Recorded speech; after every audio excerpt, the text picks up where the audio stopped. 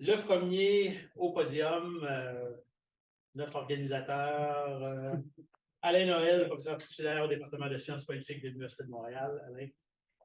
Merci.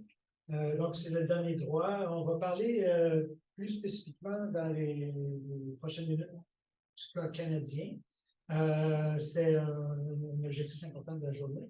Ce que je vais faire, bon, le titre de ma présentation, c'est le retour inégal et relatif de la redistribution dans la Fédération canadienne. Donc, vous voyez que le retour de la redistribution est très qualifié, très circonscrit, inégal et relatif. Je vais m'intéresser au volet, on est ensemble pour parler du fédéralisme fiscal et de la protection sociale. Et donc, je vais m'intéresser plus au volet protection sociale de l'équation, c'est-à-dire qu'est-ce qu'on fait exactement, qu'est-ce que ça donne, dans le fond, c'est quoi le résultat des politiques dont on discute et des mécanismes institutionnels dont on discute ici, à quoi ça ressemble les résultats qu'on obtient et de quelle façon on procède, c'est-à-dire donc un peu les résultats en termes de distribution et un peu les résultats aussi en termes de budget, d'allocation de budget pour différentes fonctions. La protection sociale, quand on pense à la protection sociale, il faut garder à l'esprit qu'il y a deux grands volets de la protection sociale. Il y a ce qu'on peut appeler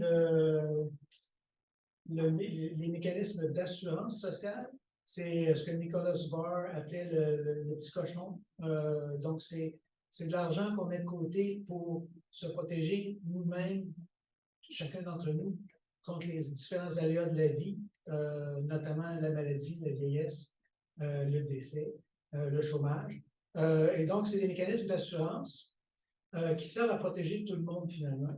Et ça, c'est le gros des ressources financières, dans le fond, qui est consacré à ça. On va le voir dans quelques minutes.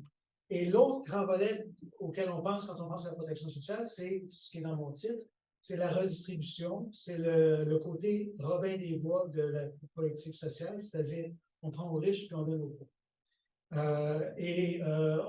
On pense souvent, quand on pense à la protection sociale, on pense plus à ça, Robin des Bois, mais les ressources en volume consacrées à la protection sociale vont beaucoup plus aux petits cochons qu'à Robin des Bois.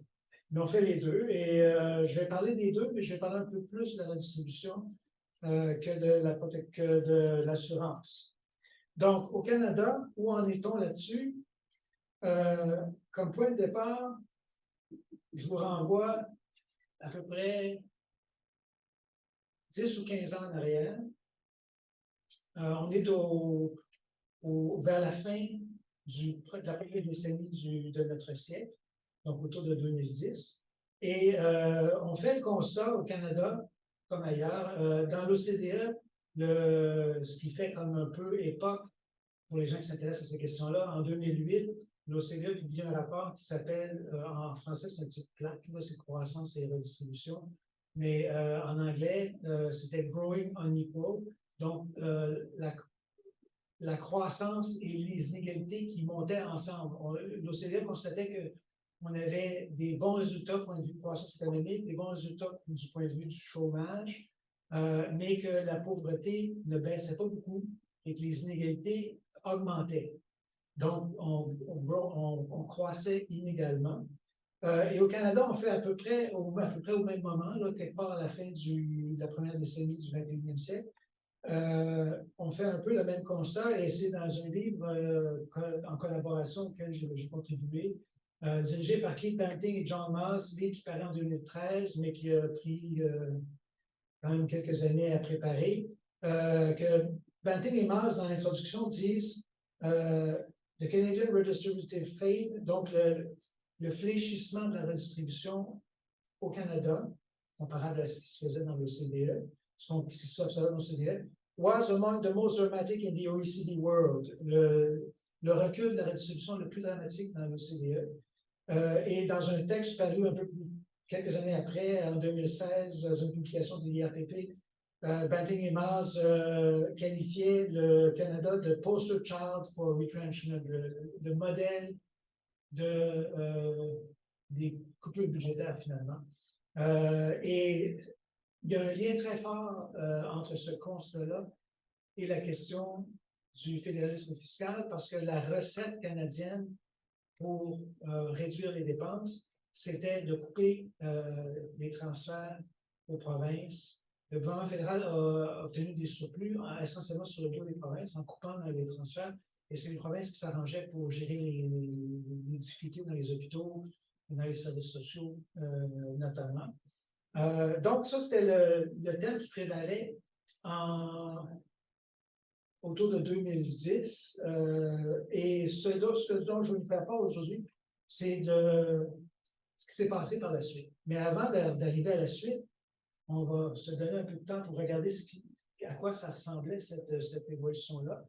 Ici, vous avez un graphique de l'évolution de l'indice Gini des inégalités. L'indice Gini, c'est pas parfait, mais c'est l'indice le plus courant des inégalités. C'est un indice qui a tendance à mettre l'accent un peu sur ce qui se passe dans le milieu de la distribution, un peu au détriment de ce qui se passe aux extrêmes. Donc, idéalement, ça se combine avec d'autres indices, mais ça va être celui-là pour aujourd'hui.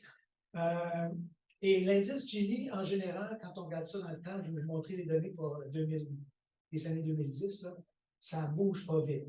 Ça prend du temps avant de changer la distribution de revenus dans une société. Et là, ce qu'on voit, donc, c'est des décennies, et donc ça permet de voir un peu de mouvement. Et ici, vous avez en haut les États-Unis, qui sont de tous les pays de l'OCDE le plus inégalitaire et qui sont devenus plus inégalitaires avec le temps. Le Royaume-Uni, les couleurs ne sont pas très tranchées, ils sont plus sur mon dit, mais le Royaume-Uni qui est ici, qui suivait avec la tendance américaine, là, il y a eu ce que moi, avec mes étudiants, j'appelle l'effet Tony Blair. Il y a eu vraiment, dans les années Tony Blair, il y a eu un recul des inégalités au Royaume-Uni. Et là, au Canada, on voit que les inégalités diminuaient dans les années 70-80, début des années 90, et ça a monté significativement dans les années 90-2000. Et c'est ça le constat que font Banting et Miles, c'est que la redistribution ne fonctionne plus aussi bien. Bon, la France est ici en bleu. La Suède, même la Suède, les inégalités augmentent partout. Et pour faire bonne mesure, j'ai travaillé fort hier pour trouver la Suisse et la Belgique. C'était assez difficile parce que le CDE, en tout cas, fournit des données très partielles sur l'évolution des inégalités dans le temps. Et pour la Belgique et la Suisse, il n'y a pas grand-chose, mais quand même, on voit que la Belgique était plus égalitaire que le Canada. La Suisse est entre les deux. Et le Canada, pire, c'est au début des années 2000, fin des années 90, début des années 2000. Et ça va être un thème, un petit sous-thème qui va revenir, c'est que c'est vrai que c'est compliqué la Belgique, c'est vrai que les Belges ont l'air de ne pas bien s'entendre, mais c'est un pays encore relativement égalitaire. Et il faut donner à chacun son dû. Donc, ça, c'était la situation que l'OCDE observait et que Banting et Miles commentent pour le Canada. On peut voir la même tendance si on regarde le taux de pauvreté. Le taux de pauvreté ici, ce n'est pas mesuré comme dans l'Union européenne, c'est la mesure de l'OCDE, c'est la mesure qu'on prend au Canada aussi, qu'on appelle la mesure de faible revenu. C'est la proportion de personnes qui vivent avec moins que la moitié du revenu médian de leur pays. Et ce qu'on voit, sans surprise, c'est que les États-Unis ont le plus haut taux de pauvreté. Le Canada faisait pas si mal, s'améliorait dans les années 70-80 et ça se détériore comme le Gini dans les années 90-2000. La Suisse est ici. La Belgique, je ne l'ai pas, mais je sais que c'est un peu plus bas. Je sais pas. Je n'ai pas trouvé pour la même source, mais je sais ça. Ici, le Royaume-Uni, le même effet Tony Blair, la Suède qui perd des points. Donc, les inégalités augmentent dans les années 90, dans le début des années 2000, et selon l'OCDE, c'est attribuable notamment à l'évolution du marché du travail, la polarisation des emplois, à l'évolution des familles. De plus en plus de gens vivent seuls, les familles sont plus instables, et donc plus de chances de se retrouver en situation de pauvreté. Et également à l'évolution de la protection sociale. Les régimes d'assurance chômage, d'aide sociale sont plus restrictifs, moins généreux. ce qui contribue également à l'augmentation des inégalités. Le Canada, donc, voyait sa situation se détériorer, mais en même temps, on peut constater aussi que le Canada était quand même un peu plus proche des États-Unis. Ben, était quelque part entre l'Europe et les États-Unis, mettons. Et ça, c'est une autre façon de le voir pour des années plus récentes, qui nous permet de voir un peu la même chose que le Canada a un État-providence qu'on appelle dans la littérature sur l'État-providence un État-providence libéral, c'est-à-dire, pour faire une histoire courte, moins généreuse. Donc, les inégalités, donc, c'est les années qui suivent le graphique précédent, jusqu'à 2016, les États-Unis sont le pays le plus inégalitaire, suivi du Royaume-Uni, suivi du Canada, et la Belgique est en jaune ici. Donc, encore une fois, la Belgique se présente comme un pays relativement qui obtient des bons résultats du point de vue de la justice sociale. Dernière diapositive dans cette série-là, le taux de pauvreté, un petit peu les mêmes résultats. J'en profite pour vous laisser voir un peu ce qui s'en vient. En toute fin de période, en 2015, l'indice Gini diminue au Canada et la pauvreté, c'est pareil. Et on peut dire c'est peut-être une aberration, c'est peut-être une année, etc. Mais on va voir, je vais avoir des données un petit peu plus récentes, qu'il s'est passé quelque chose effectivement à partir de 2015 au Canada, et c'est d'où le titre de ma présentation, le retour de la redistribution. Oh, j'ai oublié de partir dans le temps. Ah, ben ça compte pas. T'es à 11 minutes pour être. OK, attends, je vais réajuster. Je vais me mettre 12. OK. Oups, j'ai mis vers 12. 11 qui reste, ou 11 de passé. Il y a 11-30 de passé maintenant. OK. Je suis rendu à 11. Bon. Donc, un petit avant-goût, une amélioration qui semble observable à partir de 2015. Avant d'arriver là aux années très récentes, comment on fait ça? Comment on obtient des résultats comme ceux-là? C'est pas la seule raison, mais un gros facteur, c'est les efforts qu'on y met. Et donc, si on dépense plus, il y a une forte corrélation, je ne vous le prouverai pas là, mais faites-moi confiance. Il y a une forte corrélation entre la générosité des politiques, des dépenses sociales et les inégalités de la pauvreté. Quand on dépense plus, on obtient des meilleurs résultats. Et donc, ici, vous avez la Belgique et la Suisse qui sont aux antipodes. Donc, la Belgique qui est parmi les pays les plus généreux au monde, en fait.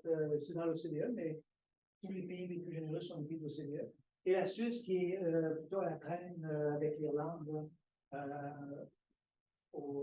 assez loin derrière.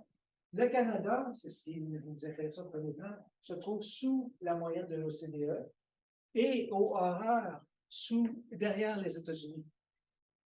Et ça, la première fois que j'ai constaté ça, ça fait quelques années, j'en avais parlé à des collègues canadiens-anglais, ils m'avaient dit ça se peut pas.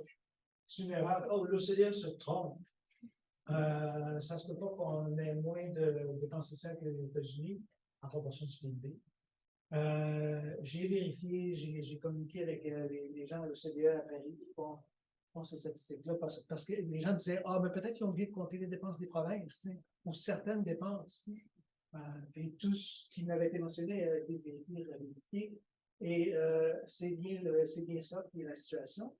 Le Royaume-Uni se trouve à peu près là où on pense qu'il devrait être, c'est-à-dire proche de la moyenne. Et la France, où on râle beaucoup, c'est le pays champion mondial. C'est encore vrai aujourd'hui. Ça, c'est 2020. À ce que je sache, c'est les données les plus récentes. C'est les données au CDE 2020. Ça veut dire que c'est des données sur 2019 ou plus récent. Donc, c'est juste pré-COVID. Parce qu'évidemment, tout change avec la COVID. Là, mais ça, c'est un peu la façon dont on entrait en COVID. Donc, qu'est-ce qu'il y a derrière ça? Qu'est-ce qui fait que le Canada dépense si peu? C'est certainement pas à cause de la santé. Si vous avez les efforts en santé, parce qu'on disait, bon, les États-Unis, on sait ça, les États-Unis, même s'ils ont un système largement privé, peu équitable. Ils dépensent même beaucoup, même au niveau public, en santé. Et le fait que les États-Unis sont tout juste derrière la France et un petit peu devant la Belgique pour les dépenses publiques en santé. Et donc, tout en laissant plein de gens sans couverture médicale, ils dépensent quand même beaucoup. Mais le Canada aussi dépense beaucoup en santé, donc c'est pas ça la raison.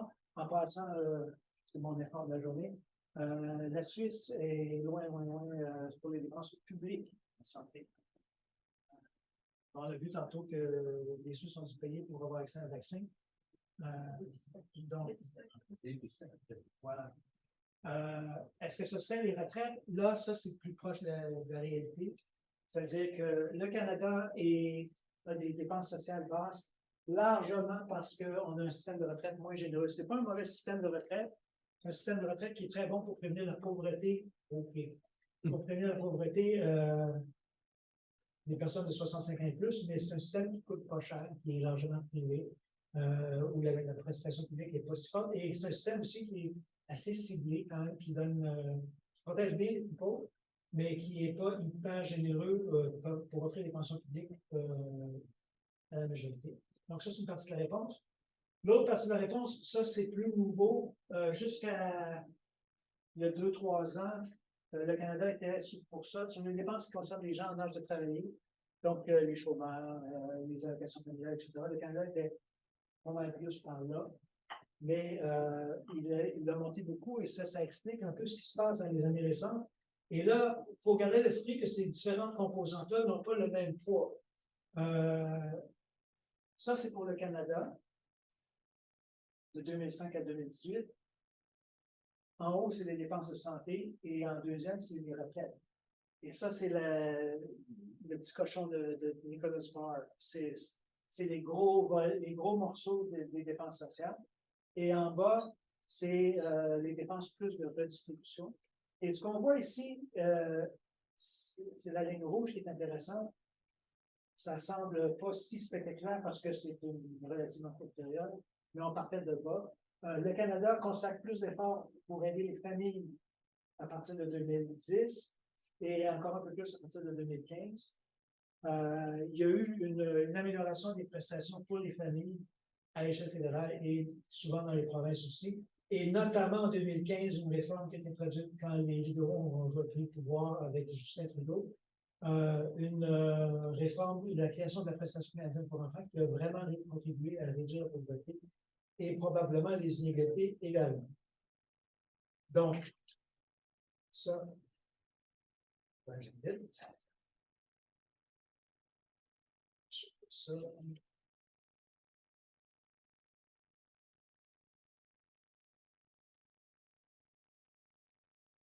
Les dépenses publiques, en général, n'ont pas augmenté tant que ça. Elles ont augmenté dans des années où on était dans la période plus redistributive. Dans la période où il y a le fading of redistribution que Banking and Finance constate, c'était une période où les dépenses publiques diminuaient.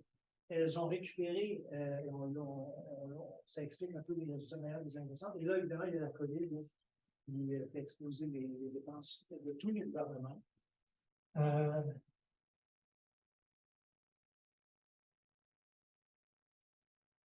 Les transferts fédéraux aux provinces dont on a parlé plus tôt ont également diminué à partir de 1994. C'est les années où on s'occupait du déséquilibre fiscal au Québec.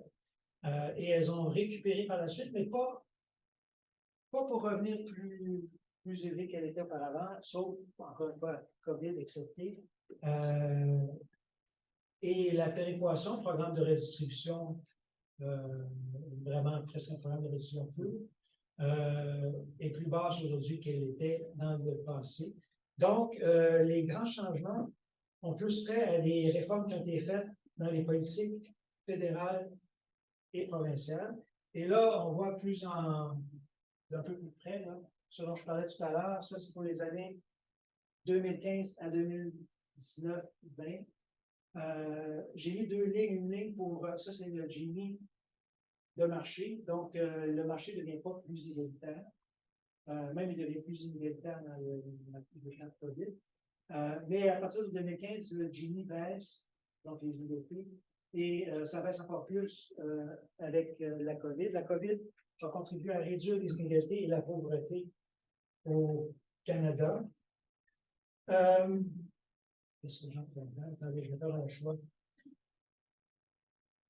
Oui, je vais aller là. Ce qu'il faut voir, c'est que redistribuer, c'est pas le même travail exactement dans chaque pays. Le Canada n'est pas très, très bon dans la redistribution, mais on est chanceux parce qu'on a moins à se faire d'efforts un peu. Les inégalités de revenus de marché, donc avant que l'État impose et redistribue, ne sont pas si élevés au Canada. Donc, on part d'assez bas et on ne monte pas beaucoup. En Suisse, les inégalités de marché sont encore moins prononcées qu'au Canada et elles demeurent plus élevées un peu après un impôt de transfert. En Belgique,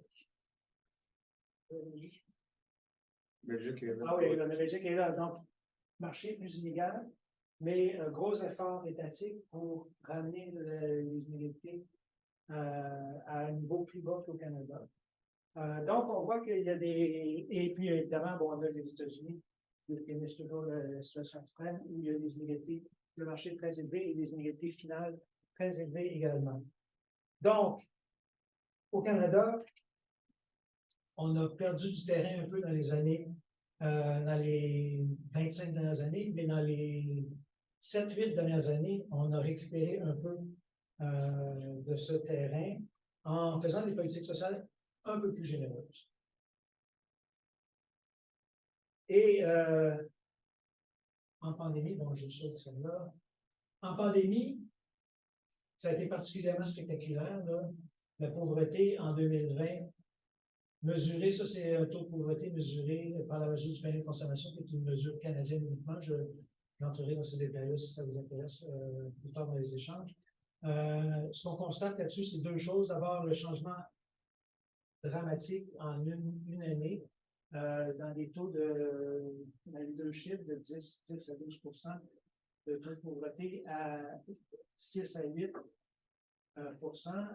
premier constat, donc, recul de pauvreté dans la pandémie, ce qui montre que quand l'État met de l'argent dans les transferts, ça fait une différence.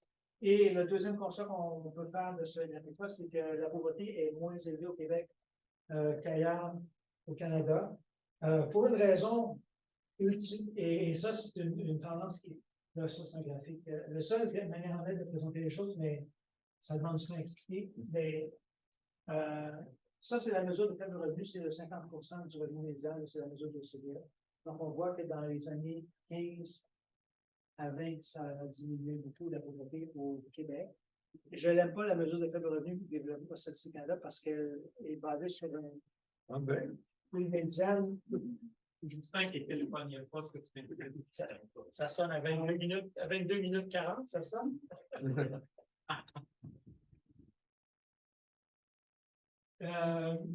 C'est basé sur une médiane canadienne, donc à mon avis, ce n'est pas une bonne mesure, mais c'est la mesure qu'on a. Et la mesure du panier de consommation, qui est la mesure canadienne, elle change de base régulièrement, donc c'est difficile de faire des comparaisons dans le temps. Mais ce qu'on voit, c'est que à partir de 2002, quand on a adopté une loi sur la pauvreté et l'exclusion sociale au Québec, la pauvreté a diminué. Et elle a diminué particulièrement de façon plus spectaculaire encore dans les années récentes. Donc, tout ça pour dire qu'on obtient des résultats. Pourquoi?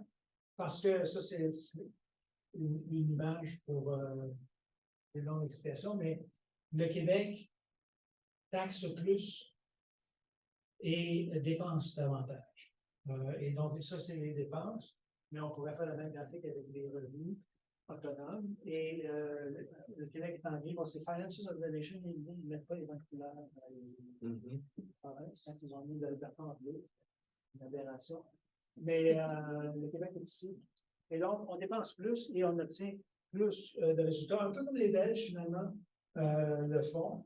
Tout ça pour dire que en dépit de tous nos enjeux de fédéralisme fiscal, ça se traduit également par des résultats concrets pour les gens en situation de pauvreté et les gens au bas d'échelle en termes de redistribution. On a fait des gains au Canada et au Québec depuis 2015, à partir d'une situation qui était quand même relativement défavorable, c'est-à-dire que le Canada, comme le Québec, demeure un État-providence libéral, pas très porté sur la redistribution, mais on fait un peu mieux qu'on faisait. Merci beaucoup.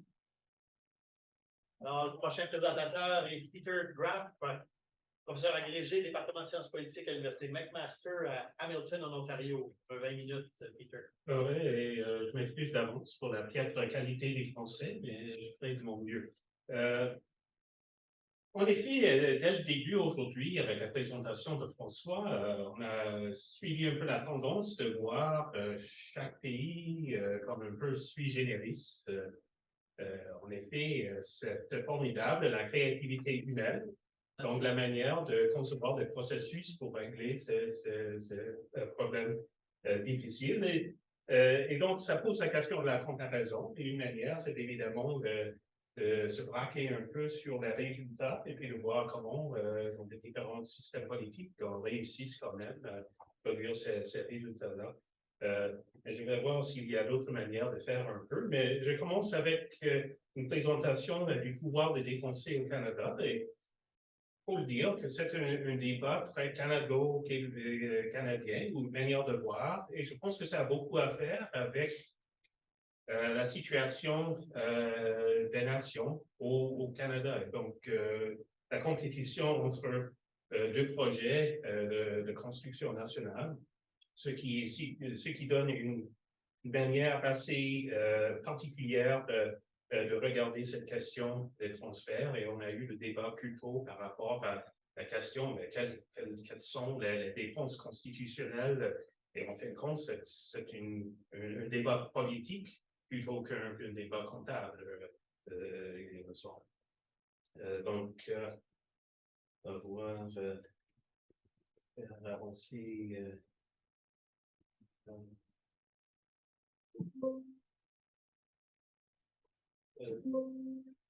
Voilà. Donc, en fin de compte, c'est un enjeu fondamental de la vie politique du fédéralisme canadien, cette question, parce qu'en fin de compte, ça revient à des visions assez différentes de la communauté politique. Et donc, on a vu il y a quelques années, M. Trudeau, le premier ministre, a sorti pour dire que, le logement, c'est un droit humain. Mais ça veut dire quoi, ce genre de droit humain? Au moins dans la tradition du droit commun, il y a l'idée qu'on n'a pas un droit s'il n'y a pas un remède dans une situation. Peut-être dans la vision civiliste, c'est un peu différent. On parle plutôt de la responsabilité des autres. Ça explique peut-être un peu la différence dans la manière de voir. Mais dans le cas canadien, c'est difficile de donner corps à cette idée d'un droit social dans plusieurs domaines, parce qu'en fin de compte, la répartition des pouvoirs constitutionnels laisse les grands leviers de politique sociale entre les mains des provinces. Et donc, l'idée d'avoir un droit à l'échelle du pays, il n'y a pas vraiment d'outils pour le gouvernement fédéral de donner corps à un droit, parce qu'il n'y a pas une capacité de produire un remède dans le cas où il y a une diversité de droits. Et donc, la question de comment garantir des droits sociaux pan-canadiennes dans une fédération où les pouvoirs constitutionnels sont surtout dans les mains des provinces, dans ces champs-là, pose problème pour ce projet, disons, de construction nationale canado-anglaise. Donc, cette volonté de créer des droits pour tous les Canadiens, de penser le Canada dans cette situation-là. Et évidemment, du point de vue des nationalistes québécois, on le voit d'une manière très différente. Pourquoi est-ce que la division des pouvoirs constitutionnels, qu'est-ce qui ne va pas là-dedans? Il n'y a pas moyen, il n'y a pas nécessité, en fin de compte, de produire ces droits sociaux à l'échelle du pays. Et donc, on voit que le gouvernement du Québec produit, par exemple, des rapports qui, en fin de compte, montrent une position historique et inchangeable, voyons, sur maintenant presque un siècle, dans le positionnement sur le pouvoir de dépenser. Donc, la manière ou un instrument que le gouvernement fédéral utilisait pour essayer de produire des droits sociaux à l'échelle du pays et le fait que reçoit un rejet d'une part du gouvernement du Québec, pensons en fin de compte que ça va à l'encontre de l'idée même de la construction canadienne qui était d'avoir la capacité de la nation québécoise au moins se penser d'une manière un peu différente au 19e siècle, mais quand même de ce peuple d'avoir cette capacité de se reproduire en utilisant ce pouvoir constitutionnel. Donc, c'est là un peu un aspect de la question. Et donc, comment protéger donc, des valeurs fédérales d'autonomie et de non-hiérarchie ou de non-subordination si le gouvernement central peut s'ingérer dans les champs de compétences des provinces en utilisant le pouvoir de dépenser. C'est là un peu la manière de le penser au niveau canadien. Et je pense que si on lit des livres qui comparent le pouvoir de dépenser dans les différentes fédérations, cet aspect de projet national en concurrence, c'est beaucoup moins présent quand on regarde les autres cas. Et évidemment, si on pense à la fois au cas du Suisse et du Belgique, la question ne se pose pas du tout dans ces termes-là, et même le pouvoir de dépenser est beaucoup moins important comme aspect de la construction fédérale. Donc, il y a peut-être façon de suivre M. Bellon et Scott Greer, cette idée qu'en fin de compte, il faut avoir une approche de configuration, de regarder en effet toute la série d'institutions qui produisent des dynamiques différentes.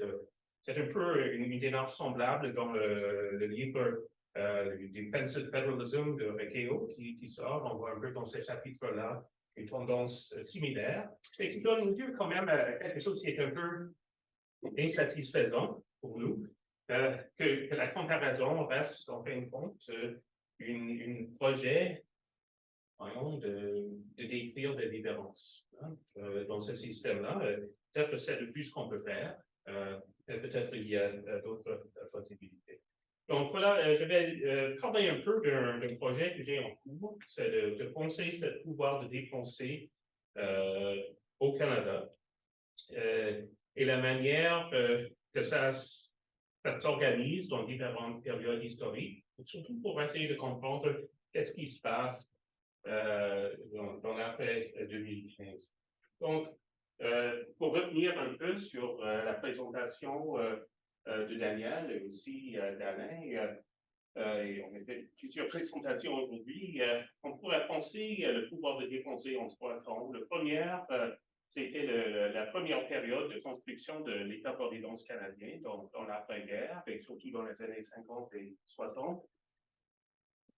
En fin de compte, on parlait à l'époque du fédéralisme coopératif et où le pouvoir de dépenser prenait la forme de programmes à faire partager la sortie de conditions ou de normalisation du gouvernement central. Donc, on a parlé, c'était François qui parlait des programmes où le gouvernement fédéral finançait à 50% les dépenses des provinces, par exemple dans la construction de leur système de santé. Pour avoir accès, à cette prêt partagé, à cette 50%, il fallait quand même remettre au gouvernement fédéral des rapports de dépenses, montrant en fin de compte, au ministre fédéral, que les dépenses ont été encourues dans une manière en lien avec les conditions du programme fédéral. Donc, il y avait une suivi administrative quand même assez serrée pour ces dépenses en santé ainsi qu'en aide sociale. Et les provinces n'aimaient pas évidemment cet aspect de contrôle. Ils trouvaient quand même une main assez forte.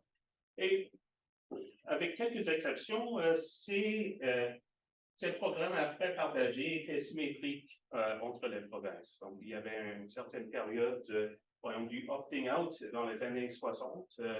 Mais pour l'essentiel, c'était géré d'une manière symétrique. En fin de compte, dans plusieurs de ces programmes, on demandait comme condition de mise en place que les provinces passent une loi qui reprenait les grandes conditions du transfert fédéral. Donc, il y a des statuts qui étaient semblables à la fois au niveau fédéral et provincial pour faire en sorte que si le gouvernement fédéral dépensait l'argent, ça serait d'une manière qui suivait ces conditions-là.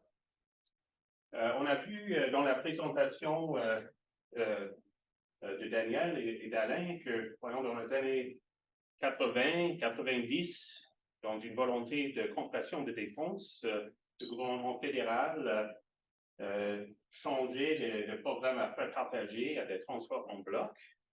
On a vu aussi dans le diapo d'Alain comment dans les années 90, les transferts fédéraux ont chuté d'une manière importante, qui a un effet important sur la légitimité de la normalisation fédérale.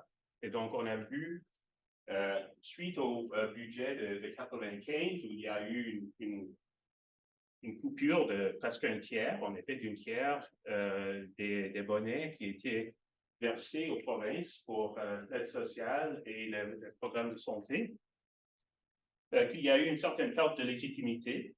Et donc, par la suite, dans les affaires sociales et les projets sociaux du gouvernement fédéral, il y avait une nouveau mécanique pour l'utilisation du pouvoir de dépenser. Au lieu de programmes à frais partagés, ce sont devenus des programmes à contribution partagée. Et donc, on fait une compte, on pouvait limiter, on imposait un seuil maximum de la contribution fédérale, donc un budget fixe. À la place des conditions, on a mis, voyons, des processus d'établissement de priorité et des processus de redevabilité via des rapports au public. Donc, au lieu d'avoir les provinces qui remettaient, voyons, des rapports de dépenses pour se faire rembourser, ce qu'ils devaient faire, en fin de compte, c'était de produire des rapports pour le public qui, en fin de compte, donnait une certaine idée de l'utilisation de l'argent et de la capacité d'avoir certains résultats sur certains indicateurs qui étaient préétablis.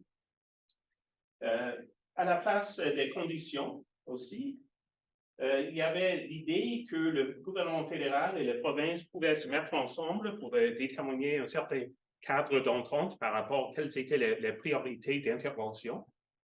Et puis là, dans le cadre de cette priorité, on demandait que les provinces produisent un plan d'action pour la mise en place des politiques qui répondaient à ces priorités-là. Et évidemment, il y a une normalisation beaucoup moins importante dans cette période-là.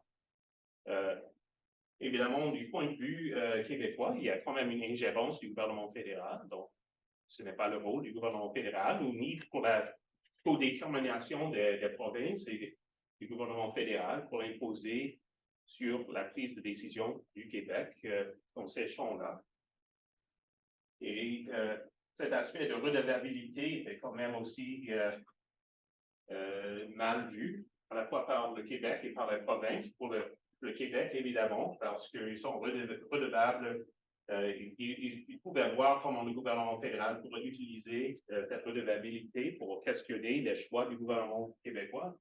Donc, plusieurs d'autres provinces, ils n'aimaient pas le travail de produire des rapports que personne allait vraiment utiliser, et même le public n'avait aucun intérêt à lire ces rapports-là. Donc, et puis, il y avait une certaine asymétrie mineure pour reconnaître que les choses passeraient un peu différemment au Québec que dans les autres provinces. Donc, la manière de produire des rapports, c'était un peu différent dans les accords bilatéraux entre le Québec et le gouvernement fédéral en comparaison avec les accords des autres provinces. Donc, il y avait ce changement-là. Et puis, mon intérêt, c'est un peu qu'est-ce qui se passe.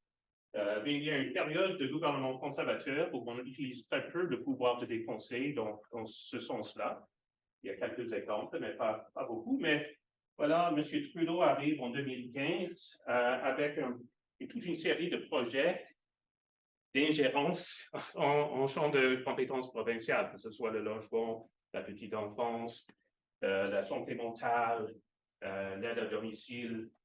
Donc, c'est en effet, certains commentateurs québécois disaient est-ce que M. Trudeau se présentait comme Premier ministre du Québec parce qu'en fin de compte, c'était toute une série d'initiatives qui sont dans le champ de compétences des provinces. Donc, je regarde 5 grands cas d'utilisation du pouvoir de dépenser depuis 2015 en santé, en développement de main-d'œuvre, accord sur l'apprentissage et le garde des jeunes enfants, le partenariat pour le logement, puis un deuxième accord sur l'apprentissage, le garde des jeunes enfants, mais à l'échelle du Canada, c'est un peu un projet d'accélération de la création d'un programme de garderie publique à l'échelle du pays dans ce cas-là. Et donc, je fais une cartographie des ententes multilatérales et bilatérales pour voir un peu comment se joue la normalisation sous ces nouveaux programmes.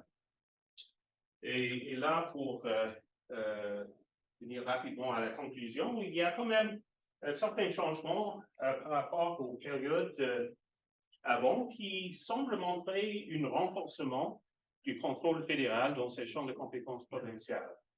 Donc, la gamique pour la mise en œuvre des programmes à contribution partagée budget fixe, c'est plus ou moins la même chose. Encore une fois, on n'a pas de conditions, mais là où dans la période antérieure, il y avait tendance de créer des négociations multilatérales pour que la priorité était décidée à la fois par, il y avait du théâtre là-dedans, mais quand même, il y avait une participation provinciale. Là, depuis 2015, c'est beaucoup plus le gouvernement fédéral qui impose, voici, les grands traits de ce programme. La redevabilité change aussi. Il y a toujours cet aspect de rapport au public, mais on ajoute tout un volet au niveau de la redevabilité au gouvernement fédéral. Ce n'est pas une redevabilité où il y a des dollars en jeu. Si on fait bien, si on ne fait pas bien, on reçoit l'argent pareil. Mais quand même, on demande des informations beaucoup plus détaillées de la part des provinces par rapport à leur processus de planification et d'utilisation de cet argent. Et puis, il y a quand même une certaine persistance de la symétrie mineure. Et donc, jusqu'à quel point est-ce que cette redevabilité devient plus importante, pour peut-être pas l'exagérer. Donc, certains autres systèmes politiques, on dirait que ce n'est pas beaucoup. Dans le cas canadien, c'est de l'extra par rapport à avant. Donc, par exemple, dans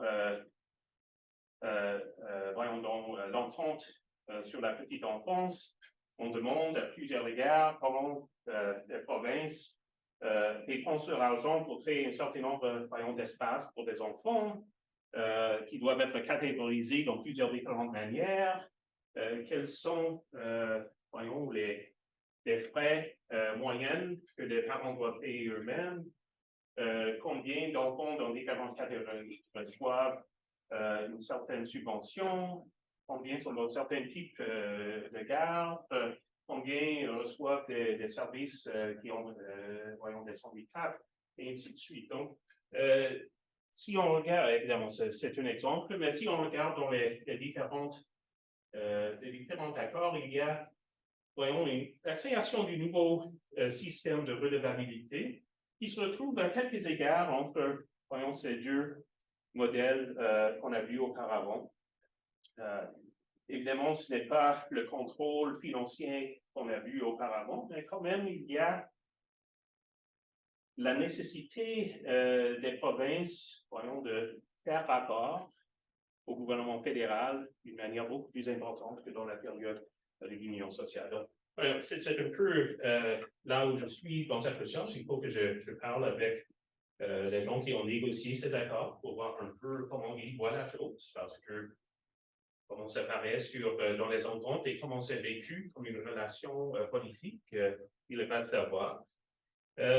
Mais pour retourner peut-être un peu à la question de la comparaison, je pense qu'une autre manière de trouver des lieux de comparaison, il y a l'aspect, des résultats, Il y a l'aspect de voir ce qui est différent, mais c'est peut-être aussi de voir comment certaines gamiques ou technologies politiques sont utilisées dans différents systèmes fédéraux. Donc, il y a des aspects, voyons, de nouvelle gestion publique dans la manière de gérer ces choses-là. Donc, ça se produit dans une certaine manière dans le fédéralisme canadien. Et là, quand on parle, voyons, des tentatives dans la Suisse, voyons, d'augmenter la productivité, de faire face à certains problèmes, voyons, de coordination, et ainsi de suite, ont vu des changements. Ça se dit d'une manière très différente, probablement à cause des différences institutionnelles, donc le rôle du référendum, et aussi la présence des nations minoritaires au Canada. Et donc, de penser un peu comment les différents systèmes fédéraux utilisent, voyons, des technologies politiques ou des différentes gamiques dans la vie politique à leur propre manière et en effet probablement des manières assez différentes à cause de leur situation particulière. Donc, merci. Notre prochain panéliste est Antoine Genet-Grégoire. Il est à la toute fin de son doctorat à la School of Public Policy and Administration de l'Université Carleton à Ottawa et qui est affilié aussi à la chaire de recherche en fiscalité et finances publiques de l'Université de Sherbrooke. Merci. Donc, ce que je vais vous présenter, à la base de l'économiste, je vais vous présenter l'analyse comparative institutionnelle. Donc, mon premier objectif, c'est de ne pas me faire ramasser par les politologues qui sont présents en disant n'importe quoi. Et si ça, on réussit ça. C'est essentiellement de vous présenter un cas canadien dans le but d'allumer une réflexion. Est-ce que quelqu'un a d'autres cas de d'autres pays à me fournir? Parce qu'évidemment, je ne fais pas beaucoup de comparatifs si je n'ai que le Canada, mais c'est ce que je connais pour l'instant. Donc, je vais vous parler du régime de pension du Canada et du régime de rente du Québec. Donc, ce qu'on appellerait potentiellement le deuxième pilier du système de retraite canadien. On prend plus d'étages dans la visualisation canadienne, mais c'est un peu le même principe. Donc, c'est un sujet que je connais parce que j'ai brièvement travaillé avec Luc dans ma vie passée et aussi, c'est réapparu dans mes études doctorales malgré moi. Donc, ça m'a permis de lire un peu sur l'analyse comparative institutionnelle et j'ai trouvé ça fascinant. Donc, c'est le prétexte pour vous en parler aujourd'hui. Donc, merci à tous les gens qui me donnent de l'argent pour mon doctorat. Donc, très, très sommairement, le système de retraite au Canada. Et là, en effet, la journée est vraiment plein de bien à faire avec tout le monde. Je vais essayer de ne pas prendre trop de temps. Vous avez la première strate ou le premier pilier, qui est une pension et un supplément qui sont essentiellement universels, ciblés, et qui sont financés à même le budget courant du gouvernement fédéral. Donc, c'est ce dont Alain parlait, la protection sociale financée par le fédéral, très utile pour prévenir la pauvreté chez les aînés, mais ça ne fait pas beaucoup plus que ça. La couche suivante, c'est le régime bismarckien, donc, sur lequel je vais me concentrer aujourd'hui, le régime de pension du Canada et le régime de rente du Québec, qui sont similaires. Donc, des régimes où les gens payent des cotisations et ils reçoivent des rentes ou des pensions au moment de leur retraite, typiquement beaucoup plus tard. Par-dessus ça, vous avez de l'épargne privée défiscalisée, donc essentiellement les régimes de retraite d'employeurs qui bénéficient d'un traitement fiscal qui évite la double imposition au moment où on épargne le revenu et au moment où on le retire, qui existe sous forme pour les entreprises ou pour les particuliers. Et cette protection-là a une limite, si vous voulez, l'étendue de la défiscalisation est limitée avec le revenu. Donc, si vous êtes très riche, vous devez en plus économiser par vous-même avec aucun de ces avantages-là. Donc, toute la dépense publique est concentrée dans le bas. C'est la caractéristique dominante du système de retraite canadien. Il n'y a pas tant que ça de dépenses, mais elle est concentrée de façon assez redistributive. C'est le F18 du système du Canada. Donc, le RPC, le régime de pension du Canada, le régime des rentes du Québec, des régimes bismarckiens. Essentiellement, les gains, c'est une logique d'assurance, les gains sont assurés jusqu'à un salaire de cette année, 666 000 non, excusez, 66 600 $. Donc, grosso modo, vous êtes à peu près à la classe moyenne canadienne, si vous voulez. Donc, tous les revenus que les travailleurs gagnent en deçà de ce niveau-là sont soumis à cotisation de 12 % au Canada, 13 % au Québec. La cotisation est à moitié employeur, moitié employé. Je pense qu'on a vu ce genre de division-là. Et donc, passé ce seuil-là, il n'y a pas de cotisation, mais évidemment, c'est du revenu assuré. Donc, la rente à l'autre bout, elle est fonction du revenu assuré. Donc, encore là, une composante qui fait que si vous êtes très riche, le régime de pension du Canada ou le régime des rentes du Québec ne vous donne pas grand-chose à la retraite par rapport aux revenus que vous aviez au travail, parce que vous êtes au-delà du sommet assurable. Donc, les prestations sont en fonction des cotisations payées, donc elles s'ajustent. Si vous étiez à la limite des gains assurables, vous allez avoir quelque chose qui est proportionnel à ça. Si vous étiez plus bas, vous allez avoir moins. Et aussi, si vous avez des années de non-cotisation, ça va tirer votre rente. Vers le bas au final après la fin de votre période de travail. Si vous suivez ce qui se passe dans les réformes françaises en ce moment, c'est à peu près le même genre d'enjeu. Donc, les prestations varient en fonction de l'âge de demande. Donc, la rente normale, c'est à 65 ans. Si vous demandez à 60, vous avez 36 % de moins. Si vous demandez 36 % de moins en bas, si vous demandez à 70, vous avez 42 % de plus. Donc, il y a un ajustement actuariel. Malgré le fait que les années où vous n'avez payé moins de cotisations devraient tirer votre rente vers le bas, il y a une exception pour les années de parentalité. Donc, si vous recevez des prestations pour un enfant de moins de 7 ans, vous avez le droit d'enlever ces années-là du calcul. Donc, c'est une des rares composantes redistributives d'un système qui n'est pas vraiment redistributif. Quand est-ce que ces régimes-là ont été conçus? Je m'intéresse plus à comment ces régimes-là ont évolué, pourquoi ils sont comme ils sont, que le détail de la cotisation, le pourcentage du PIB, etc. Donc, le RPC, c'est un programme administré par le gouvernement fédéral où essentiellement la gestion financière de l'argent qui s'accumule dans cette caisse-là est étanche. Donc, c'est une société d'État où le gouvernement fédéral a très, très, très peu de contrôle, c'est détaché de lui complètement. Et le RPC est très difficile à changer, pas autant que la Constitution canadienne, mais quand même. Donc, si vous voulez changer le RPC, ça vous prend 2/3 des provinces représentant 2/3 de la population qui acceptent de changer le RPC. Donc, c'est très exigeant. Grosso modo, ce que ça fait, c'est que l'Ontario, la plus grosse province, doit être d'accord. Si l'Ontario n'est pas d'accord, vous ne faites rien faire. Et si le Québec et une autre province n'est pas d'accord, vous ne faites rien faire. Ça donne un droit de veto aux grosses provinces. Le RRQ, bon, évidemment, c'est un régime administré par le Québec. Donc, le RPC existe partout sauf au Québec. C'est un programme administré par le fédéral, mais dans toutes les autres provinces sauf le Québec. Et au Québec, on a le RRQ administré par le Québec, qui, dans ce cas-là, la gestion financière n'est pas complètement étanche. Donc, la caisse qui gère les dépôts essaie de les faire fructifier pour payer les retraites, mais elle a aussi un objectif de développement économique et de développement social au Québec qu'on ne retrouve pas vraiment au Canada anglais. Avant de faire la présentation, j'avais vraiment en tête que c'était un arrangement extrêmement étrange d'avoir quelque chose comme ça. Après avoir entendu l'expérience belge, j'ai quand même des doutes.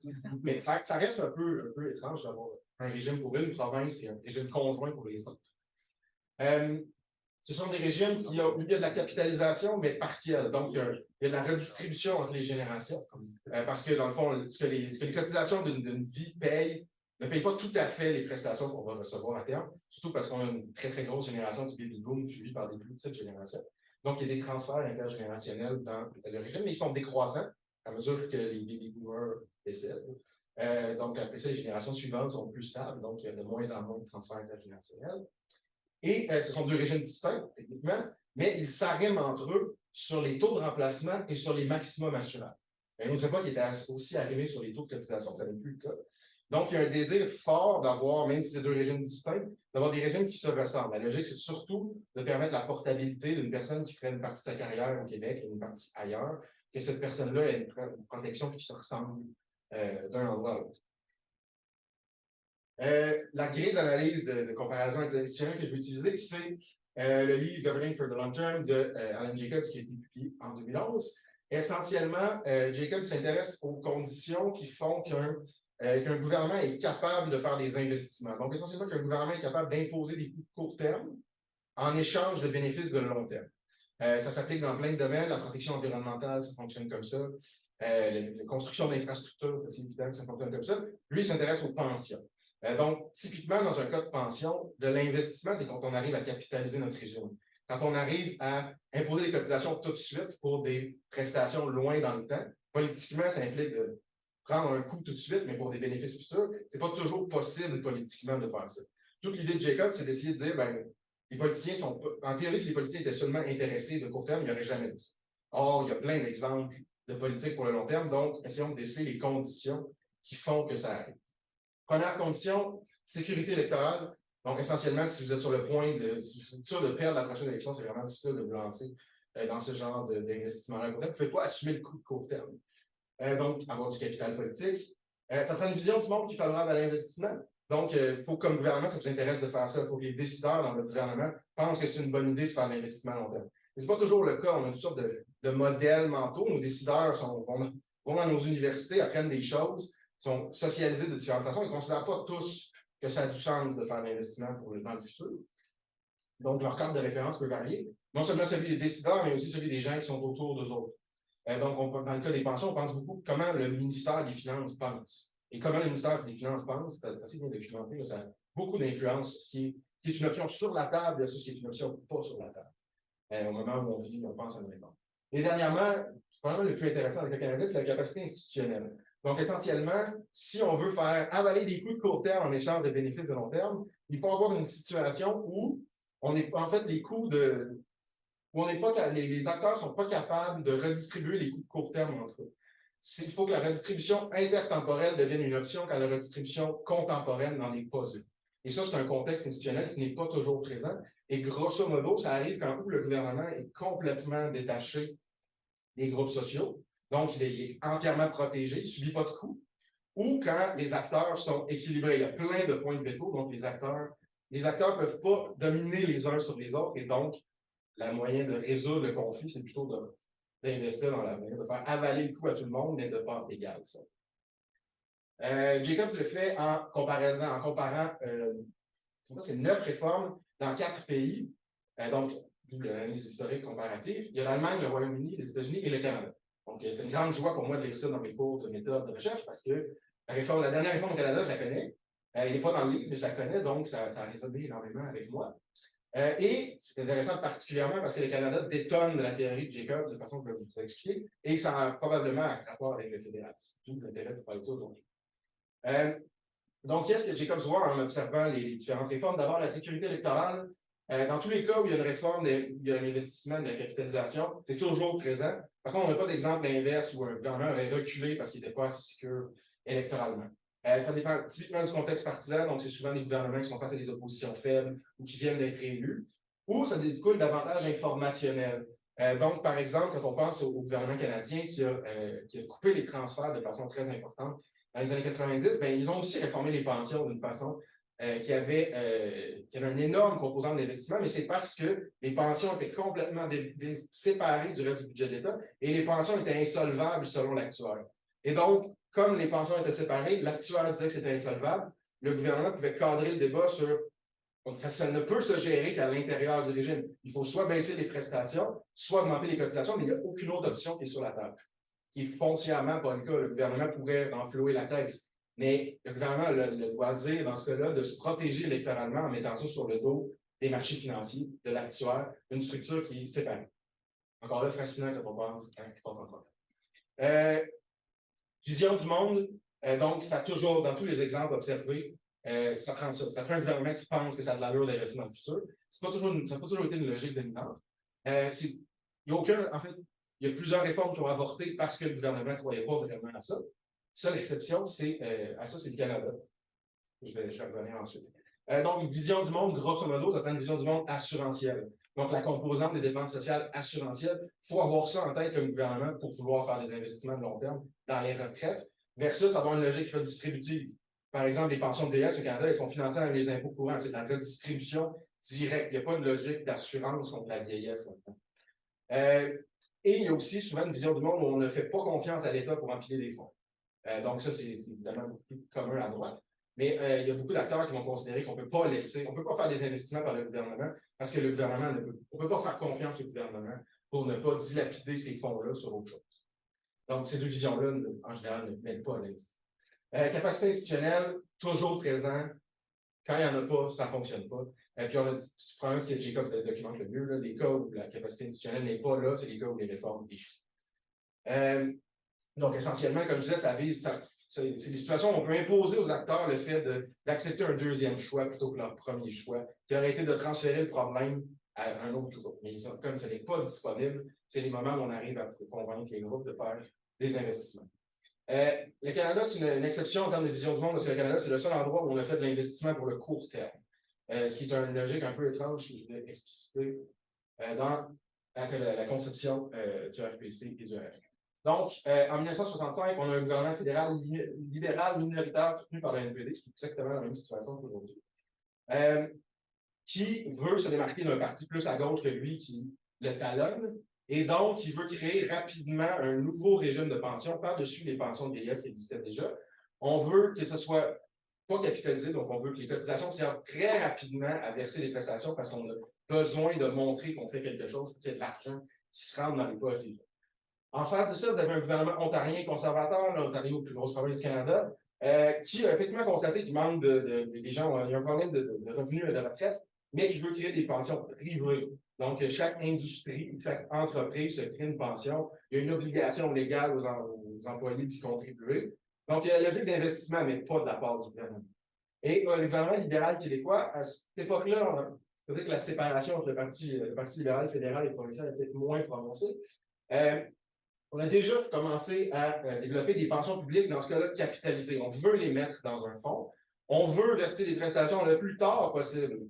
Et la raison pour ça, c'est qu'on veut utiliser les fonds qui sont là-dedans pour financer le développement économique du Québec. Je disais tout à l'heure, dès le début, le Québec utilisait ces fonds pas juste pour payer les retraites, mais aussi pour construire des infrastructures, développer son économie. Et donc, ça, c'est de l'investissement pour le court terme. On veut créer une caisse de pension, principalement parce qu'on veut, veut emprunter l'argent qu'il y a dedans tout de suite pour faire des infrastructures. Les acteurs patronaux, généralement, sont favorables à l'investissement, un peu comme le gouvernement ontarien et conservateur qui, évidemment, se parle pas mal. Sont absolument défavorables au fait que cette caisse-là soit publique, pour les raisons que j'ai illustrées tout à l'heure. Ils ne font pas confiance au gouvernement fédéral libéral pour ne pas renoncer à sa promesse une fois que l'argent va être accumulé. Les acteurs syndicaux sont relativement favorables à l'investissement, mais ne sont pas du tout favorables au financement par cotisation. Le financement par cotisation, c'est extrêmement proportionnel. Ce que vous mettez dans le régime, c'est ce que vous allez retrouver comme prestation. Donc, ce n'est pas très progressif sur le financement. Merci. L'Ontario et le Québec ont manœuvré avant le Canada. Donc, le gouvernement fédéral est un petit peu pris. Le gouvernement québécois est un gouvernement libéral qui est fait beaucoup plus facile à traiter pour le gouvernement fédéral que les souverainistes qui sont de parti. Comment ça existait à cette époque-là? Et donc, on ne veut pas partir en guerre contre le Québec.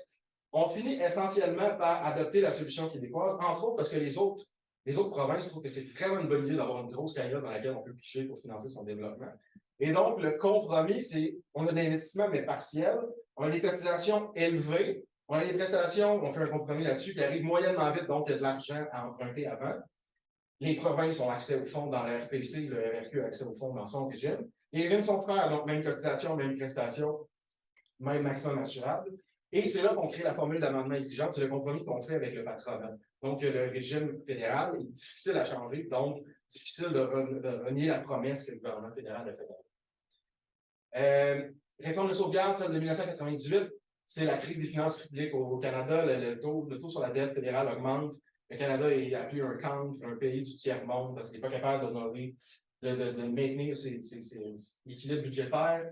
Il y a un problème pour vrai, parce que, comme j'ai dit, la Caisse n'est pas très bien financée, donc le glissement de la population pose un vrai défi pour le financement du RPC.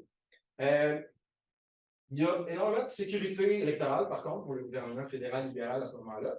Par contre, si on se fie à l'actuel en chef, on hausserait les cotisations de 8 à 14 %, c'est comme impensable politiquement. On a encore un gouvernement conservateur ontarien qui essentiellement ne veut rien savoir d'une hausse de cotisation aussi importante que ça, qui la limite à 10. Et on a un gouvernement sociodémocrate au Québec qui, lui, est à l'opposé. Pas tant préoccupé par les cotisations, mais particulièrement préoccupé par le niveau des prestations. Donc, c'est impensable de résoudre la crise par une diminution des prestations. Les groupes patronaux ont encore toujours la crainte que les fonds soient mal gérés. Et les groupes syndicaux sont assez proches de la position du gouvernement du Québec, donc les prestations qui ne peuvent pas baisser. La solution qu'on trouve encore là, parce que c'est vraiment difficile de ne pas hausser les cotisations et de ne pas baisser les prestations, c'est de faire plus d'investissements dans le futur. Donc, on passe à un modèle où il y a plus de capitalisation dans le régime. On hausse les cotisations super rapidement pour se donner plus de temps pour accumuler de l'intérêt sur ces cotisations-là. Et à partir de ce moment-là, au fédéral, c'est là où l'argent devient complètement détaché du politique, ce qui est la garantie qui fait embarquer le patronat. Ça fait aussi plein d'argent investi dans l'industrie financière ensuite. Donc ça, c'est des chapitres de Jacob. Ça, c'est le bout qui est arrivé en 2018, donc après le livre, et que moi, je connais un petit peu parce que j'ai fait 2-3 analyses dans Excel pour aider Luc dans une consultation publique là-dessus. Donc, en 2018, on a essentiellement les régimes privés, ça existe de moins en moins au Canada, donc il y a une pression à grossir le RPC et le RRQ surtout le RPC, parce que on se rend compte encore là qu'il y a un manque chez les gens. On est un petit peu dans une période où il y a des gens qui retirent des sommes de ces régimes-là, et on se rend compte qu'il y a beaucoup de gens qui ne sont pas prêts pour la retraite. Toutes les caisses de retraite de tout régime ont eu manger une claque pendant la crise financière. Et donc, on a encore un gouvernement fédéral libéral. C'est toujours eux qui ont inventé ou grossi le régime de pension du Canada. C'est un petit peu leur bébé. Les libéraux de Justin Trudeau ont été élus sur une promesse de l'expansion du RPC. Et essentiellement, ils ont été élus là-dessus après que le gouvernement libéral ontarien, même famille, mais pas vraiment lié autant qu'on le pense, eux-mêmes se sont fait élire en disant, nous, si le fédéral ne fait rien, nous, on va créer notre propre régime par-dessus le RPC parce qu'on considère que ça ne protège pas assez. Et là, vous avez des libéraux québécois qui n'ont rien à voir avec les libéraux fédéraux, à peu près. C'est plutôt des conservateurs qui sont farouchement hostiles à la hausse des cotisations et des prestations pour les faibles salariés. Donc, au Québec, les revenus en général sont plus faibles, donc c'est plus avantageux de laisser les vieux à faible revenu être couverts par les programmes universels du fédéral plutôt que de leur faire payer des cotisations pour retirer des prestations. Donc, les acteurs patronaux sont défavorables aux hausses de cotisations. En général, les acteurs syndicaux sont favorables à une hausse de prestations. Dans ce cas, c'est très classique. Finalement, ce qu'on fait, c'est qu'on augmente le taux de couverture. Dans le fond, on fait augmenter les prestations de 8 points de pourcentage. On augmente le maximum. Donc, on grossit les deux régimes de façon parfaitement symétrique. On crée des nouvelles cotisations dédiées pour la portion de revenus au bout du 66 000 qui sont entièrement investis. Donc, maintenant, on a une portion du régime qui est complètement capitalisée. Il n'y a aucune redistribution. Et on crée des délais d'ajustement automatique où les régimes peuvent ajuster leur taux sans continuer de demander aux provinces ou de s'entendre s'il y a un déficit. Puis de réflexion, qu'est-ce que ça nous apprend? Bon, en 1965, on avait un raisonnement particulièrement keynésien de la Banque fédérale, on poussait juste de la redistribution. Nationaliste à Québec, ça ne nous importait pas particulièrement de la sécurité à la retraite, ce qu'on voulait, c'était des fonds. Ça donne de l'investissement partiel. En 98, on est complètement dans une logique assurantielle. Comme je disais, l'actuel nous dit qu'on n'aura pas assez d'argent, donc notre assurance ne fonctionne pas, donc il faut renflouer notre assurance.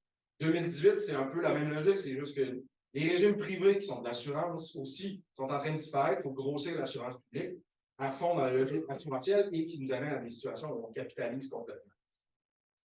Quand on a la logique assurantielle, il n'y a à peu près aucune dimension de redistribution. Dans les années 60, ça existait cette logique-là, que les pensions sont un investissement redistributif. Maintenant, dans les débats, ça n'existe plus du tout. Et pourtant, la redistribution, les riches vivent plus vieux que les pauvres, les cotisations ont une petite exemption, les femmes sont bénéficiaires de l'exemption pour les années de parentalité en général. Ces dimensions-là sont complètement externes au débat.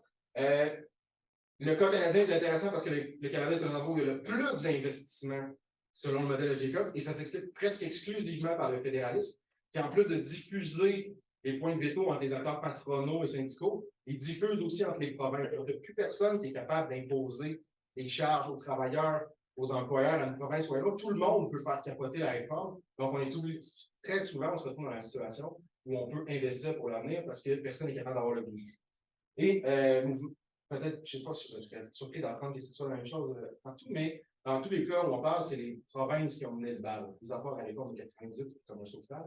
C'est les provinces qui ont poussé le Ottawa à développer ces programmes-là et à les étendre.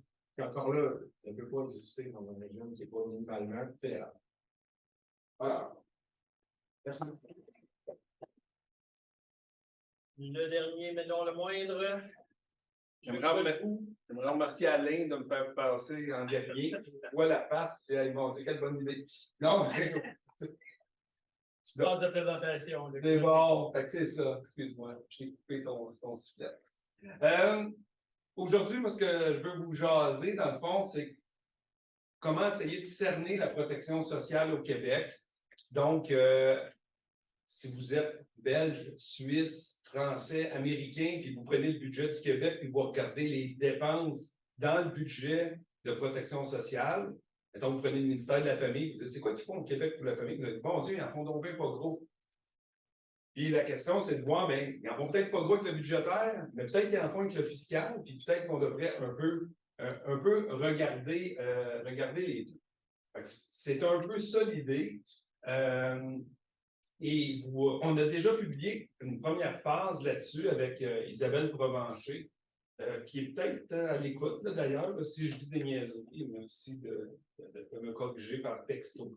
Donc, Isabelle, qui est vraiment une formation à l'Université Laval de travail social. Tu sais. Et donc, moi, en fiscalité, on a essayé de matcher nos compétences pour essayer de voir si on était capable de voir l'ensemble de l'intervention de protection sociale, pas juste ce qui apparaît dans le budget de l'État sous les formes de dépenses budgétaires, mais aussi ce que le gouvernement fait par la fiscalité. Donc, c'est ça. Donc, ce qu'on connaît, les fournitures en nature, les transferts faits en espèces de type allocation budgétaire, puis rajouter donc nos mesures fiscales. Donc là, on va commencer par regarder comment on va cerner ça. Là, pour ceux qui me connaissent, ça vient, c'est pas mon champ d'expertise, la protection sociale. Donc, mais c'est là l'apport notamment d'Isabelle. Les visées générales, un peu ce que Alain a dit, est-ce que c'est pour se protéger contre les grands risques sociaux, essayer de faire de l'inclusion sociale. Donc, nos visées, nos objectifs, puis nos domaines. Je ne prendrai pas un à un, mais on a essayé de trouver des objectifs de protection sociale ou d'utiliser des domaines. Vous allez voir dans les prochaines diapos, on a choisi de présenter les objectifs, puis il y aurait peut-être un raffinement à faire.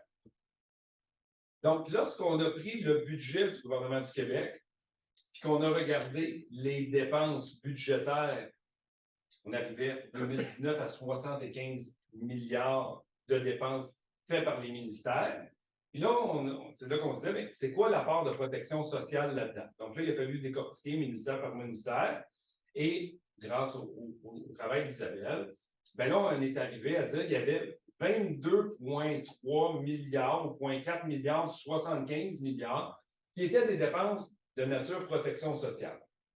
Encore une fois, là, on est juste sur le gouvernement du Québec et on voit qu'on a un 22,4 milliards. Mais là, c'est classé par ministère. Là, on va essayer de les classer par objectif de protection sociale. Là, lorsqu'on les classe par objectif de protection sociale, c'est comme ça qu'on l'a publié, mais j'en regarde ça aujourd'hui, je vois. Il y a 64 qui est en poursuivre un objectif social particulier. Il faudrait peut-être que c'est un peu gros, il faudrait peut-être qu'on le partage différemment, mais vous voyez, sécuriser le revenu, il y a 3,2 milliards, favoriser l'emploi. Vous voyez, là, on définira tantôt la prévoyance, mais il n'y a aucune dépense budgétaire pour la prévoyance du gouvernement du Québec. Quand on va élargir tantôt, peut-être qu'il y en a ailleurs, les dépenses de prévoyance. C'est ça. Fait que là, on a notre 22 milliards répartis comme ça. Là, si on avait réparti par domaine, on aurait probablement eu une répartition différente, mais honnêtement, on ne l'a pas fait encore. C'est là qu'est arrivé un peu, là où je suis un peu plus fort, donc dire la fiscalité, dire comment on pourrait, est-ce qu'on peut prendre l'intervention de l'État qui est faite par la fiscalité, identifier les mesures, puis voir, essayer de greffer ça encore dans des angles de protection sociale. Fait que la première chose, encore une fois, juste du gouvernement du Québec, le gouvernement répertorie 284, ce qu'on appelle des dépenses fiscales. Carole, on a déjà passé au travers ça aussi pour voir lesquelles étaient pertinentes ou non. Et donc, passer à travers ces mesures-là, on a le coût des mesures. Donc, ça, c'est toutes les dérogations qui existent dans la loi de l'impôt, qu'on appelle dépenses fiscales, là, donc qui entraînent un manque à gagner. Et là, au total, il y en a 35 milliards au gouvernement du Québec. Donc, ce n'est pas un calcul exact, c'est un peu rough comme chiffre, mais à peu près la moitié moindre que les dépenses budgétaires. Mais c'est quoi la composante de ces 35-36 milliards-là qui seraient des mesures de protection sociale? C'est ça qu'on a commencé à faire comme objectif. Je ne passerai pas à travers les 7, évidemment, objectifs de protection sociale qu'on avait, mais je vais vous en présenter quelques-uns. Pour soutenir le revenu, ici, on avait soutenir le revenu 3,2 milliards, là, vous voyez, en dépenses budgétaires. Là, pour soutenir le revenu en dépenses budgétaires, on a toujours le 3,2 milliards. Puis là, on pourrait aller voir essentiellement 3 milliards d'aide probablement de nature aide sociale, 159 millions d'aide aux personnes victimes d'actes criminels. On descend, puis c'est ça notre notre totalisation des dépenses budgétaires sous la catégorie soutenir le revenu. Là, on a dit, qu'est-ce qu'il y a du côté fiscal? Et là, du côté fiscal, on a 2,6 milliards de mesures qu'on pense qui sont là pour soutenir le revenu. Le plus important, c'est le crédit d'impôt pour la solidarité. Donc, on envoie des sommes à des gens à faible revenu. Ce n'est pas de l'aide sociale, mais c'est basé sur votre revenu et on vous envoie des sommes. Là, on descend comme ça. Là, on s'aperçoit que pour l'objectif soutenir le revenu dans la protection sociale, il y en a 55 qui est fait par le budgétaire, 45 qui est fait par le fiscal. Donc, ce n'est pas négligeable quand même. On regarde pour soutenir l'emploi. Là, on est à moins d'1 milliard dans les dépenses budgétaires de mesures d'aide pour soutenir l'emploi de toute nature. Et si on va voir du côté fiscal, là, vous voyez, il y en a dont le troisième, c'est la prime au travail, ou en tout cas ce qu'on appelle en France la prime à l'emploi, mais c'est une mesure fiscale. Et là, on répertorie ça. Et là, on s'aperçoit que presque le 2/3 des mesures de protection sociale du gouvernement du Québec, ils sont faites par la fiscalité et non pas par le budgétaire. Donc, encore une fois, c'est important de comptabiliser ça correctement.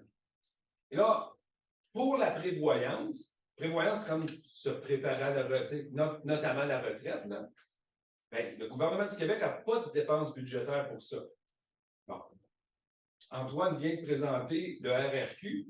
Fait que si on avait une définition plus large de l'ensemble des administrations publiques au Québec, on aurait un chiffre qu'on va peut-être avoir dans la prochaine étude. Mais pour le moment, le gouvernement du Québec, il n'y a pas de dépenses budgétaires pour la prévoyance sociale. Mais quand on s'en va voir du côté de la fiscalité, il renonce à collecter 5 milliards pour les chanceux qui ont des régimes de pension agréés de leur employeur. Il y a un manque à gagner fiscal de ça. Pour ceux qui cotisent eux-mêmes à un régime, leur régime privé de retraite individuelle, il y a presque un 4 milliards. Donc, vous voyez, on totalise tout, puis on arrive à près de 10 milliards de mesures fiscales de protection sociale pour la prévoyance. Donc, là, il y en avait 7 mesures. Là, j'arrête, là, de montrer d'un extrême où il y en a un peu moins, plus fait par le budgétaire, jusqu'à presque tout fait par le fiscal. Mais on aurait pu reconnaître aussi la protection sociale pour les charges familiales. Vous auriez vu alors qu'il s'en fait beaucoup par le fiscal aussi. Et là, au lieu de les présenter, je vais vous le présenter de manière plus globale. Puis d'ailleurs, pour reconnaître les charges familiales, c'est principalement les garderies à contribution réduite qui apparaissent là, pas juste ça, mais c'est 2,7 milliards. Puis par le fiscal, dont les allocations familiales qui sont fiscalisées et non pas sous le budget initial, on est à 3,4 milliards. Donc, vous voyez, puis là, tantôt, je disais, par le budgétaire, on serait à 2,4 milliards de protection sociale. Quelqu'un qui aurait pris juste le budget pour regarder toutes les dépenses, et il en échappait presque la moitié, parce qu'il est fait par le fiscal. Donc, ça montre l'importance d'intégrer l'intervention gouvernementale par la fiscalité pour avoir un meilleur portrait de l'ensemble de l'intervention gouvernementale. Donc, ça, pour l'étude qui est faite, c'est juste ça qu'on a fait. Donc, la manière de faire la protection sociale peut évoluer de plus en plus par la fiscalité.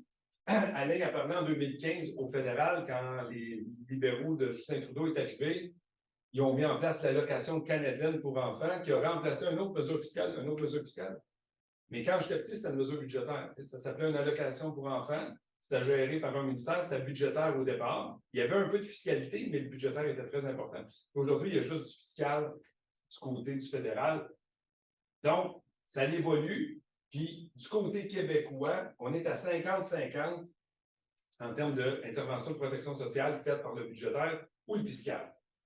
Donc là, les prochaines étapes, si on se faisait un petit défi, les prochaines étapes, ce serait de dire, c'est quoi la part du gouvernement fédéral au Québec? On sait déjà de la part des dépenses budgétaires fédérales, on reçoit 80 milliards du 300 milliards. Donc là, quelqu'un va dire, mais bon Dieu, on ne reçoit plus que notre part démographique, ce qui serait des dépenses budgétaires. Mais là, on ne sait pas quelle part du 80 milliards est une dépense de protection sociale fédérale. Isabelle vient de dire, maudit, t'es niaiseux. Non, mais. Non, mais on sait quand même les dépenses budgétaires fédérales, il y a la pension de sécurité de la vieillesse, il y a l'assurance-emploi, il y en aurait, là, donc, ça serait intéressant d'intégrer ça, l'apport au Québec. Après ça, il y a la même chose qu'on a fait. Ce qu'on a fait au Québec pour dire c'est quoi l'apport des mesures fiscales québécoises au Québec de protection sociale, mais c'est quoi l'apport des mesures fiscales fédérales au Québec de protection sociale? Là, il y a un défi additionnel parce que souvent, on a le coût de la mesure fédérale, mais elle n'est pas répartie par province. En tout cas, il y a quelque chose à faire de ce côté-là. Et il y aurait aussi les dépenses municipales. On doit quand même avoir sur l'ensemble des dépenses municipales faites au Québec quelques piastres pour la protection sociale. Puis il y a des organismes publics qui sont ni locales, ni fédérales, ni provinciales, qui en font de la dépense de protection sociale. J'ai marqué RRQ, mais j'aurais pu rajouter SST, j'aurais pu rajouter un autre. Donc, il y en a quelques-uns que j'aurais pu rajouter. Et donc, une fois qu'on aurait ça, on aurait le vrai portrait de la protection sociale au Québec total. Et là, on aurait un bon portrait. Puis, ce qui serait encore plus intéressant, je pense, c'est que entre Noël et le jour de l'an, je lisais ma presse à un moment donné, puis il y a quelqu'un qui arrive qui écrit, tu sais, le filet social n'arrête pas de s'effriter au Québec. Je dis, mon Dieu, il ne doit pas considérer la fiscalité, en tout cas. Mais là, c'est ça. Je dis, ben, s'il n'arrête pas de s'effriter, si on était capable de faire 25 ans, peut-être pas année par année parce que c'est un peu long, mais mettons 96, qu'on recensait tout ce que je vous ai dit, puis on recensait tout ce que je vous ai dit pour 2021, on pourrait comparer, puis on se trouverait des benchmarks, là, ça pourrait être en pourcentage du PIB par habitant, peu importe quoi. Puis à mon avis, le résultat anticipé, dans ma tête, c'est qu'il y a plus de protection sociale en 2021 qu'il y en a en 96. Mais ça serait ça que ça permettrait de voir. Puis là, ben, une fois qu'on a cette méthodologie-là, ben, on pourrait se comparer avec une autre province, se comparer avec un autre pays. C'est les possibilités qui pourraient être faites de cette façon-là.